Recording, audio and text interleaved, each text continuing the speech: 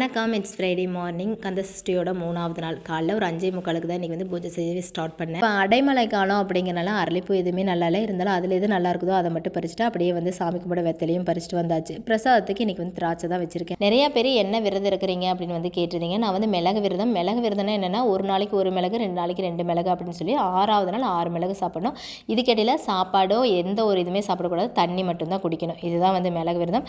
நிறைய விரதங்கள் இருக்குது, நான் இந்த விரதம் தான் எடுத்துருக்கிறேன். ஒரு 6:15 6:20 அப்படிங்கிறப்ப சாமி மட்டும் முடிச்சாச்சு. காலையில் ஒரு 5 மணிக்கெல்லாம் எழுந்திரிச்சு சாப்பாடும் பருப்பு வேக வச்சுட்டு நான் குளிக்க போயிட்டேன். மீதி வேலையெல்லாம் செஞ்சு வச்சுட்டு தான் சாமி கும்பிடவே வந்தேன். அதனால தான் இன்றைக்கி லேட்டே 5:45. கொஞ்சம் ஸ்டெமினா இருக்கிறப்பவே பார்த்தீங்கன்னா மாவெல்லாம் அரைச்சி வச்சிடலாம் அப்படின்னு சொல்லிட்டு நேற்றே மாவெல்லாம் அரைச்சி வச்சுட்டேன். ஃப்ரைடே டியூஸ்டே அப்படின்னாலே சாம்பார் தான். இன்றைக்கி சாம்பாருக்கு பார்த்துட்டிங்கன்னா கேரட்டு, பீன்ஸு, அவரைக்காய், கத்திரிக்காய் போட்டிருந்தேன். வெண்டைக்காய் பொரியல், எண்ணெய் கத்திரிக்காய் வறுவல் செஞ்சிருந்தேன். மட்டும் நேராக வந்தோடனே 3 அடுப்புலையும் பார்த்து வச்சு கடகடன் செஞ்சு முடிச்சாச்சு. சாமி கும்பிட உட்காந்தாலே நேரம் போகிறதே தெரிய மாட்டேங்குது. நாளைக்கு பார்க்கலாம். பாய்.